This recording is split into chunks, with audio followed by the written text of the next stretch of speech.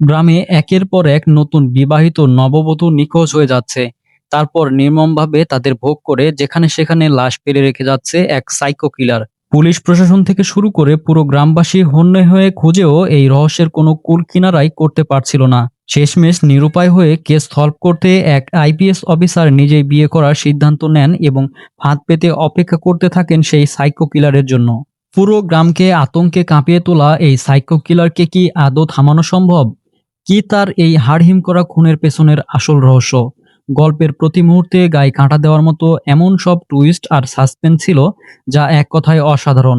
হ্যাঁ বন্ধুরা, আজ আমি কথা বলতে যাচ্ছি রোদেলা রেল স্টেশন 2 মুভি নিয়ে। তো আর বেশি কথা না বলে চলো সরাসরি মূল গল্পে ডুব দেওয়া যাক। গল্পের শুরুতেই আমাদের চোখ আটকে যায় একটি ছোট্ট মেয়ের ওপর।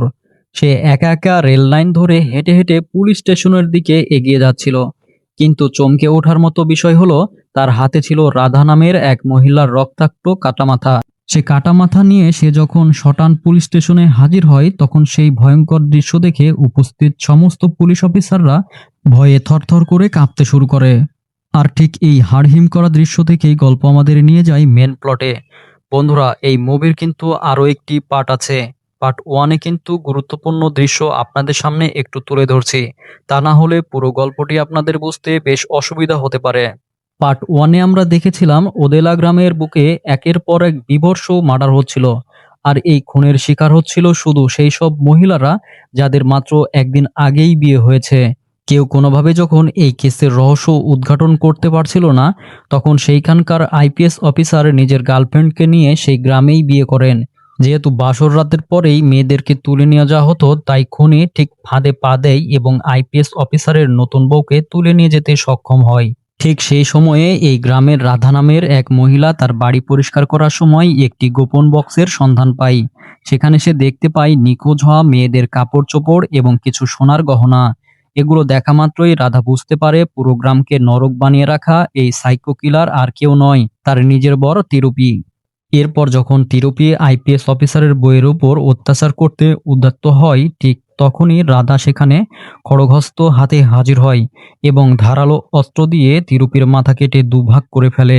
এরপর সে পুলিশ স্টেশনে হাজির হয় তিরুপির কাটা মাথা নিয়ে। তিরুপি মারা যাওয়ার পর ডাক্তার তার কাটা লাশটি বাড়িতে পাঠিয়ে দেয় শেষকৃত্য সম্পন্ন করার জন্য। কিন্তু গ্রামের সবাই ততক্ষণে জেনে গিয়েছিল যে তিরুপি ছিল সেই পিশাচ যে একের পর এক গ্রামের মেয়েদের জীবন শেষ করেছে। ফলে ঘৃণা ও ক্ষোভে গ্রামের কেউই তার শেষকৃত্যে হাত লাগাতে রাজি হয় না। নিরুপায় হয়ে তিরুপির ভাই তার এক বন্ধুকে সাথে নিয়ে লাশটি বাড়ির দিকে নিয়ে যেতে থাকে।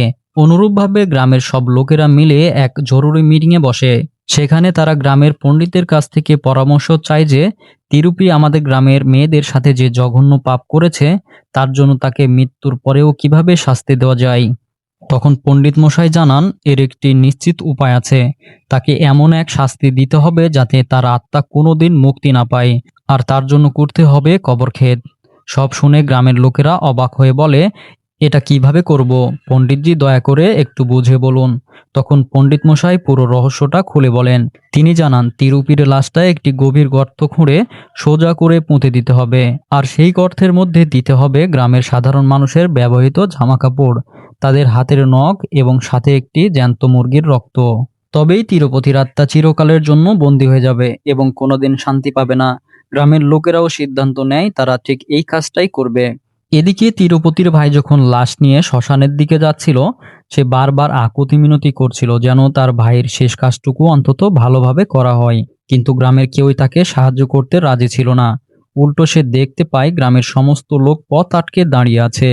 তিরুপতির ভাই হাত জোর করে ক্ষমা চায়, কিন্তু গ্রামের মানুষের ক্ষোভের আগুনে সেই আকুতি ভেসে যায়। পণ্ডিতের কথা মতো তারা তিরুপতির লাশটাকে সোজাভাবে মাটিতে পুঁতে দেয়। ঠিক সেই সময়ে দৃশ্য অবতারণা ঘটে হিমালয়ের এক বরফাবৃত গুহাতে। সেখানে কিছু সাধক গভীর ধ্যানে মগ্ন ছিলেন। হঠাৎ করেই সেখানকার প্রধান গুরুজির চোখ খুলে যায়। তিনি অত্যন্ত শঙ্কিত কণ্ঠে বলতে থাকেন, ওদেলা গ্রামের উপর এক মহা বিপর্যয় ধেয়ে আসছে। সেখানে অত্যন্ত ভয়ানক এক অসুরের আত্মা জেগে উঠতে চলেছে। গুরুজির এই কথা শুনে শিষ্যরা ব্যাকুল হয়ে জিজ্ঞেস করে, তাহলে কি ওই গ্রাম পুরো ধ্বংস হয়ে যাবে? তখন গুরুজি গভীর বাণী দিয়ে বলে, জগতে যখন কোনো চরম অশুভ শক্তির উত্থান ঘটে, তার বিনাশ করতে প্রকৃতি কোনো না কোনো শুভ শক্তির জন্ম হয়। সেখানেও অবশ্যই কেউ না কেউ রক্ষাকর্তা হিসেবে আসবে। এর ঠিক 6 মাস পর দৃশ্যে আমাদের দেখানো হয়, গ্রামের দীর্ঘ বিরতির পর অবশেষে একটি বিয়ের অনুষ্ঠান হচ্ছিল। রাতের বেলা যখন পণ্ডিতজি সেই বিয়ে সম্পূর্ণ করার জন্য যাচ্ছিলেন, প্রতিমধ্যে তিনি দেখতে পান কিছু বখাটে ছেলে বসে মদ পান করছে। তারা পণ্ডিতজিকে ডেকে তাদের সাথে যোগ দিতে বলেন। পণ্ডিতও মদের লোভ সামলাতে না পেরে তাদের সামনে বসে পড়েন। সেখানে কথা প্রসঙ্গে এক ছেলে জানায়, আজকে যার বিয়ে হচ্ছে সেই বরের আসলে এইডস রোগ আছে। তাই তারা প্ল্যান করেছে বিয়েটা হয়ে গেলেই তারা ওই নতুন বউকে তুলে নিয়ে আসবে, তার সাথে দুষ্কর্ম করবে এবং সবশেষে তাকে মেরে ফেলবে। এই নোংরা কথা শুনে পণ্ডিতজি ভীষণ রেগে যান এবং বলেন, ছি, তোমরা এত বড় অপরাধ করতে যাচ্ছ? তখন সেই কুলাঙ্গার ছেলেটি শয়তানি হাসি দিয়ে বলে, আরে পণ্ডিতজি, এই সব দোষ আমরা মরা তিরুপতির আত্মার উপর চাপিয়ে দেব। ওই মেয়ে যদি আমার না হয় তবে আমি আর কারো হতে দেব না। পণ্ডিতজি প্রচণ্ড ক্ষোভ নিয়ে সেখান থেকে হন হন করে বেরিয়ে পড়েন। কিন্তু প্রতিমধ্যে তার প্রকৃতির ডাক আসায় সে রাস্তার পাশে একটি অন্ধকার কোণে বাথরুম করতে বসে। কিন্তু দুর্ভাগ্যবশত পণ্ডিতজি জানতেন না যে সেখানে ঠিক কার উপর সে দাঁড়িয়ে আছে। আসলে জায়গাটি ছিল তিরুপতির সেই অভিশপ্ত কবরস্থান। সেখানে প্রস্রাব করার পর ফিরে যাওয়ার সময় পণ্ডিতজির পায়ে একটি ধারালো কাঁটা ফুটে যায়। পণ্ডিতজি যখন সেই কাঁটাটি টেনে বের করেন, তখন তার পা থেকে 2 ফোঁটা টাটকা রক্ত কবরের মাটিতে পড়ে যায়। আর ওই রক্তর স্পর্শ পাওয়া মাত্রই অবরুদ্ধ তিরুপতির আত্মা যেন এক অবিশ্বাস্য আসুরিক শক্তি পেয়ে যায়। মুহূর্তের মধ্যেই তিরুপতির আত্মা কবর ফুঁড়ে বেরিয়ে আসে এবং পণ্ডিতজির দেহের মধ্যে প্রবেশ করে। এই দিনটার জন্য সে এতদিন ধরে চাতকের মতো অপেক্ষা করছিল। পণ্ডিতজি যখন সেই বিয়ের মণ্ডপে গিয়ে পৌঁছান, তখন পণ্ডিতের শরীরে থাকা তিরুপতির আত্মা নতুন বউকে দেখা মাত্রই কামনায় অন্ধ হয়ে ওঠে। তার ভেতরে পুরনো লালসা আবার জেগে ওঠে। সেই দিন গভীর রাতে বাসর ঘরে যখন বর বউ একে অপরের কাছাকাছি আসছিল, ঠিক তখনই দরজায় লাথি মেরে ঘরে ভেতর প্রবেশ করে সেই পণ্ডিত। সে বরের উপর চড়াও হয় এবং তাকে ইচ্ছামতো পেটাতে থাকে। এই ভয়ানক কাণ্ড দেখে নতুন বউ চিৎকার করে বলতে থাকে, পণ্ডিতজি, আপনি এ কি করছেন? তখন পণ্ডিতের মুখ দিয়ে তিরুপতি গর্জে উঠে বলে, আজ আমি তোর কাছে আমার লালসা মেটাবো, কারণ আমি আবার জেগে উঠেছি। এই কথা শুনে মেয়েটি পুরোপুরি স্তব্ধ হয়ে যায়। এদিকে হইচই শুনে গ্রামের লোক এবং পুলিশ টের পেয়ে যায় যে পণ্ডিত কোনোভাবে ওই বইয়ের ঘরে ঢুকে পড়েছে। পুলিশ এসে পণ্ডিতকে হাতে নাতে ধরে নিয়ে যায় এবং থানায় এনে অমানবিক নির্যাতন করতে থাকে। কিন্তু পণ্ডিতের তো কিছুই মনে নেই। সে কান্নাকাটি করতে থাকে, কারণ তিরুপতির আত্মা ততক্ষণ তার শরীর ছেড়ে বেরিয়ে গেছে। পুলিশের মারের মুখে পণ্ডিত তখন ওই বখাটে ছেলেদের কথা ফাঁস করে দেয়, যারা রাতে মদের আসরে বসে মেয়েটিকে তুলে নেওয়ার হুমকি দিচ্ছিল। পুলিশ তৎক্ষণাৎ সেই ছেলেদেরকে তুলে নিয়ে এনে বেদম মারধর করে, কিন্তু তাদের কাছ থেকে কোনো ক্লু পাওয়া যায় না, কারণ আসল অপরাধী তো অলৌকিক শক্তি। এদিকে আমরা দেখতে পাই তিরুপতির সেই পিশাচ আত্মা পুরো গ্রামের বুকে একটা পুরনো সাইকেল নিয়ে একা একাই ঘুরে বেড়াচ্ছে। এরই মধ্যে গল্পে এন্ট্রি হয় আলিরাজ নামে এক পীর বাবার। সে মূলত ভূত, প্রেত এবং অশুভ শক্তি তাড়ানোর কাজ করত। সে কালো শক্তির তীব্র ঘৃণা করত। একদিন এক দম্পতি তাদের অসুস্থ ছোট্ট বাচ্চাকে নিয়ে পীর বাবার কাছে আসে। পীর বাবা তাদের পরীক্ষা করে বলেন, একটি কালো মুরগির মাংস নিয়ে গ্রামের সীমানায় রেখে আসতে হবে এবং এই কাজটা করতে হবে ঠিক মাঝরাতে। কথা মতো সেই দম্পতি রাতের অন্ধকারে গ্রামের সীমানায় মাংস রেখে আসে। ঠিক সেই রাতেই ভেংস্টেন নামের এক গ্রামবাসী অনেক দেরি করে বাড়ি ফিরছিল। সে প্রতিমধ্যে এই কাজটা দেখতে পায় এবং তার চোখের সামনে এক হাড়হিম করা ঘটনা ঘটে। সে দেখে তিরুপতির আত্মা কবর থেকে সশরীরে বেরিয়ে এসে ওই জ্যান্ত মুরগিটাকে চিবিয়ে চিবিয়ে খাচ্ছে। পরের দিন সকালে সে বাজারে এক দোকানে এসে এই ভুতুড়ে কাহিনী সবাইকে বলতে থাকে, কিন্তু গ্রামের লোক কেউ তার কথা বিশ্বাস করে না। সবাই তাকে পাগল বলে উড়িয়ে দেয়। কিন্তু দূর থেকে পীর বাবা আলীরাজ এই কথা শুনেন। তিনি বুঝতে পারেন বড় কোনো বিপদ আসছে। ঠিক তখনই সেখানে এক ব্যক্তি এসে আলীরাজকে তার মেয়ের বিয়ের কার্ড দেয়। আলীরাজ তখন তাকে সতর্ক করে বলে, তুমি কি জানো না গ্রামের পরিস্থিতি কতটা ভয়ানক? এই অবস্থায় তুমি তোমার মেয়েকে কেন বিয়ে দিচ্ছ? কিন্তু সেই ব্যক্তি বলে, সব ঠাকুরের আশীর্বাদে ঠিক হয়ে যাবে। দেখতে দেখতে মেয়েটার বিয়ের দিন চলে আসে। সেই বিয়েতে গ্রামের পঞ্চায়েতও আমন্ত্রিত ছিল, কিন্তু পঞ্চায়েত সেখানে গিয়ে মাত্র 101 টাকা উপহার দেওয়ায় মেয়ের বাবার সাথে তার ঝামেলা লেগে যায়। বিয়ে শেষ হওয়ার পর পঞ্চায়েত রাগে ক্ষোভে নিজের গাড়ি করে বাড়ির দিকে রওনা দেয়। পথিমধ্যে বাথরুম করার জন্য এক নির্জন জায়গায় গাড়ি থামায়। আসলে সেই জায়গাটি ছিল তিরুপতির কবরস্থান। পঞ্চায়েত খুব ভালো করেই জানতো এটা কার কবর। সে কবরের উপর বাথরুম করতে করতে তিরুপতির উদ্দেশ্যে বলতে থাকে, আজ যদি তুই বেঁচে থাকতি তাহলে আমার মেয়ের মতো এই মেয়েরও একই দশা করতি। আসলে পঞ্চায়েতের নিজের মেয়েও তিরুপতি একইভাবে ধর্ষণ করে মেরে ফেলেছে। কিন্তু নিয়তির কি নিষ্ঠুর পরিহাস! সেখান থেকে যাওয়ার সময় ঠিক পণ্ডিতের মতোই পঞ্চায়েতের পায়েও একটা কাঁটা ফুটে যায় এবং সেখান থেকে রক্ত কবরে পড়ে। তিরুপতি আবারও একটি মোক্ষম সুযোগ পেয়ে যায় এবং পঞ্চায়েতের বডিতে প্রবেশ করে। পঞ্চায়েতের শরীরকে কবজা করে তিরুপতি সোজা চলে যায় সেই নতুন বউয়ের বাড়ির দিকে। কিন্তু সেখানে গিয়ে সে বাসর ঘরে কাউকে পায় না, কারণ নতুন বউয়ের বাবা লোক লজ্জার ভয়ে তাদের প্রথম রাতটার আয়োজন করেছিলেন দূরের এক নির্জন ক্ষেতের মধ্যে। তিরুপতি সেখানে গিয়ে পুরো ক্ষেত আগুন লাগিয়ে দেয়, নতুন বরকে পিটিয়ে মেরে ফেলেন এবং অসহায় মেয়েটার সাথে জোরপূর্বক দুষ্কর্ম করে তাকেও নৃশংসভাবে হত্যা করে। সকালবেলা পুলিশ যখন ক্ষেত থেকে বর বউয়ের ক্ষতবিক্ষত লাশ উদ্ধার করে তারা পুরো স্তব্ধ হয়ে যায়। গ্রামের মানুষ ক্ষিপ্ত হয়ে পঞ্চায়েতকে ধরে এনে মারধর করতে শুরু করে। ঠিক তখনই সেই পীর বাবা আলীরাজ এসে সবাইকে থামান। তিনি বলেন, এই পঞ্চায়েতের কোনো দোষ নেই, সে এটা স্বেচ্ছায় করেনি। তোমরা তিরুপতির কবর বানিয়ে আসলে নিজেদের কবর নিজেরাই ডেকে এনেছ। এরপর আলীরাজ গ্রামবাসীকে কিছু সিসিটিভির ভিডিও ক্লিপ দেখান। সেখানে দেখা যাচ্ছে একটা পুরনো সাইকেলে কোনো চালক ছাড়াই একা একা পেটেল মেরে গ্রামের রাস্তায় ঘুরে বেড়াচ্ছে। এই অলৌকিক দৃশ্য দেখে গ্রামের মানুষের পায়ের তলা থেকে মাটি সরে যায়। ভয়ে কাঁপতে কাঁপতে তিরুপতির পরিবারের লোকজন তার কবরের পাশে তার প্রিয় সব খাবার দাবার রেখে আসতে শুরু করে। আর তারা চলে আসার পর দেখা যেত তিরুপতি কবর থেকে উঠে সেই খাবারগুলো খাচ্ছে। গ্রামের মানুষ পুরোপুরি বিশ্বাস করে নেয় যে তিরুপতির ডাইনি আত্মা ফিরে এসেছে। কিন্তু ঠিক তখনই সেই থানায় এক নতুন পুলিশ অফিসারের পোস্টিং হয়। সে এই ভূত প্রেত বা অলৌকিক কিছুতেই বিশ্বাস করতো না। সে আলীরাজের সমস্ত সতর্ক ফু দিয়ে উড়িয়ে দিয়ে বলে, আইন বিজ্ঞানে বিশ্বাস করে, এসব কুসংস্কারে নয়। তখন পীর বাবা তাকে বলে, যেসব জিনিস আমরা চোখে দেখতে পাই না তার কি কোনো অস্তিত্ব নেই? এই মহাবিশ্বে যেমন সৃষ্টিকর্তা আছেন তেমনি শয়তানও আছেন। অফিসার তখন অহংকার করে চ্যালেঞ্জ ছুড়ে দেয়, আমি তোমাদের এই ভূতের ভ্রম আজ রাতেই ভেঙে দেব। আজ সারা রাত আমি এই কবরস্থানে একাই ডিউটি করব। যেমন কথা তেমন কাজ। সে রাতে অফিসার একাই কবরস্থানে যায়।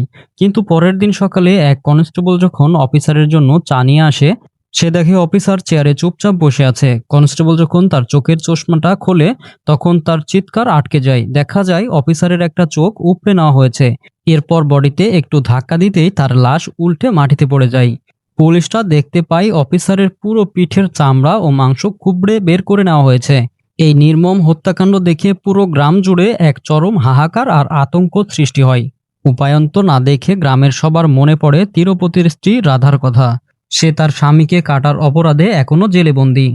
গ্রামবাসীরা জেলে গিয়ে রাধার কাছে সাহায্য চায়। রাধা ক্ষোভ প্রকাশ করে বলে, আমি নিজের জীবন বাজি রেখে যে পিশাচকে শেষ করলাম, তোমরা তাকে আবার কবর দিয়ে জ্যান্ত করলে। তবে গ্রামের মানুষের কান্না দেখে রাধা তাদের একটা উপায় বলে দেয়। রাধা জানায় তার দিদা একজন বড় সাধক ছিলেন, যিনি সবসময় ধ্যানে মগ্ন থাকতেন। আর তার বড় বোন ভৈরবী দিদাকে দেখে অনেক অনুপ্রাণিত হয়েছিলেন এবং তার সাধনা লাভ করেছিলেন। শাস্ত্রে আছে যে কুমারী মেয়ে যদি তার মাসিক শুরু হওয়া থেকে শেষ পর্যন্ত অবিরাম শিব মন্দিরে বসে শিবের পূজা ও আরাধনা করতে পারে তবে সে অলৌকিক দৈব শক্তি লাভ করে। ভৈরবী ঠিক সেই কঠিন সাধনা করেই ভগবান শিবের পরম ভক্ত হয়েছে এবং তার কাছে এখন অনেক আধ্যাত্মিক শক্তি আছে। এই মুহূর্তে কেবল ভৈরবী পারে এই গ্রামকে রক্ষা করতে। গ্রামের সবাই ছুটে যায় ভৈরবীর আশ্রয়ে। ভৈরবী প্রথমে গ্রামের মানুষের উপর ভীষণ রেগে যায় এবং সাহায্য করতে চায় না। কিন্তু গ্রামবাসীদের বারবার অনুরোধ আর কান্নাকাটি দেখে ভৈরবীর মন গলে যায় এবং সে গ্রামে আসতে রাজি হয়। গ্রামে এসে ভৈরবী তার তান্ত্রিক শক্তি দিয়ে তিরুপতির কবরের কাছে যায়। সে গ্রামবাসীদের বলে, ওর আত্মাকে চিরতরে মুক্তি দেওয়া এখন সম্ভব নয়, তবে কিছুদিনের জন্য এই কবরেই বন্দি করা যেতে পারে। সে তার তন্ত্রপুত দড়ি এবং ত্রিশূল দিয়ে কবরের চারপাশে একটি শক্তিশালী চক্র তৈরি করে দেয় এবং কঠোরভাবে নির্দেশ দেয় আগামী 15 দিন কেউ যেন এই চক্র বা দড়ি স্পর্শ না করে। যদি এই নিয়ম ভাঙা হয় তবে পুরো গ্রাম ধ্বংস হয়ে যাবে। গ্রামবাসীরও পালাক্রমে সেই কবর পাহারা দিতে শুরু করে। কিন্তু এরই মধ্যে এক নিউজ রিপোর্টার ড্রোন ক্যামেরা দিয়ে এই নিষিদ্ধ কবরস্থানের শুটিং করতে শুরু করে। দুর্ভাগ্যবশত ড্রোনটি নিয়ন্ত্রণ হারিয়ে ঠিক তিরুপতির কবরের উপর গিয়েই আছড়ে পড়ে।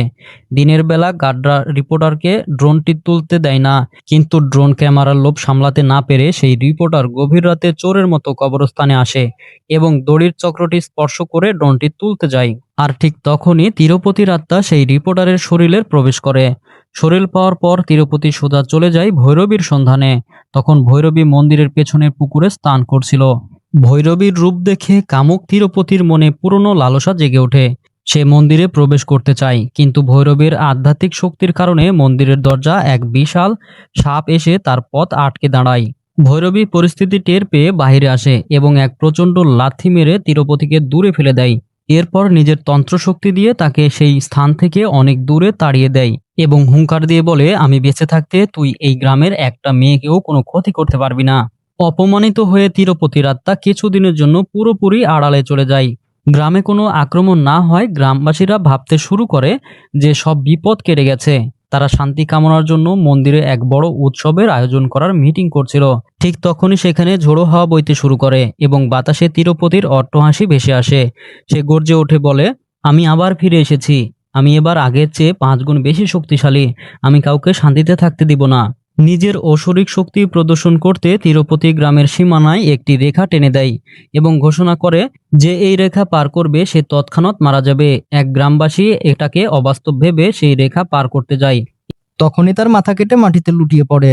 এই ঘটনার পর পুরো গ্রাম অবরুদ্ধ হয়ে পড়ে। কেউ গ্রামের বাইরে যেতে পারছিল না।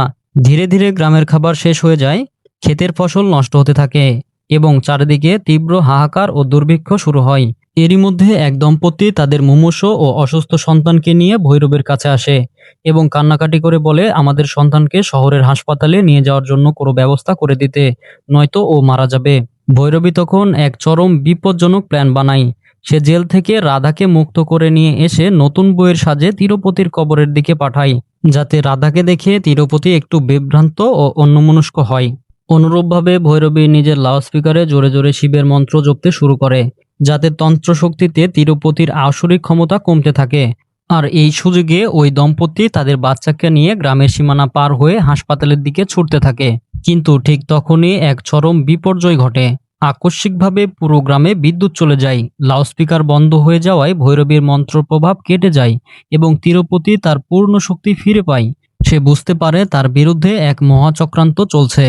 ক্রোধে উন্মাদ হয়ে তিরুপতির আত্মা সেই সীমানা পার হতে যাওয়া ছোট্ট বাচ্চার শরীর প্রবেশ করে। এরপর সেই বাচ্চার হাত দিয়ে সে তার নিজের স্ত্রী রাধার গলা নির্মমভাবে কেটে ফেলে। সেই কাটা মাথাটা বাচ্চার হাত দিয়েই পুলিশ স্টেশনে পাঠিয়ে দেয়, যা আমরা গল্পের একদম শুরুতে দেখেছিলাম। এই ঘটনার পর গ্রামবাসী পুরো ভেঙে পড়ে এবং তিরুপতির সামনে আত্মসমর্পণ করে বলে, তুমি আমাদের কি শাস্তি দিলে শান্ত হবে?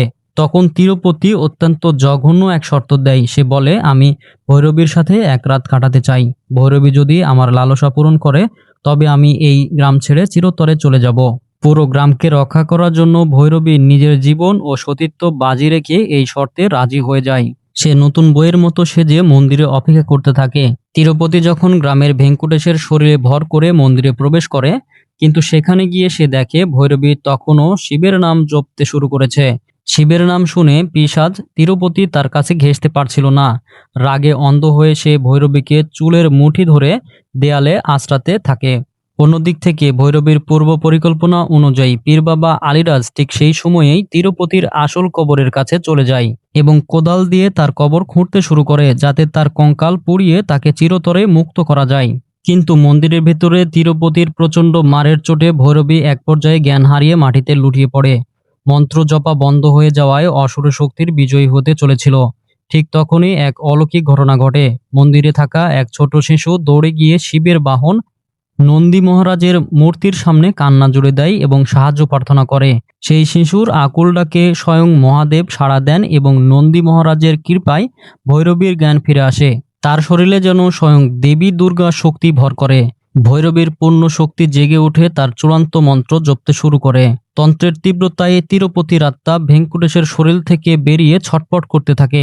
ঠিক সেই মুহূর্তে ভৈরবী মন্দিরের এক ধারালো ত্রিশূল তুলে নিয়ে তিরুপতির আত্মাকে লক্ষ্য করে গেঁথে দেয়।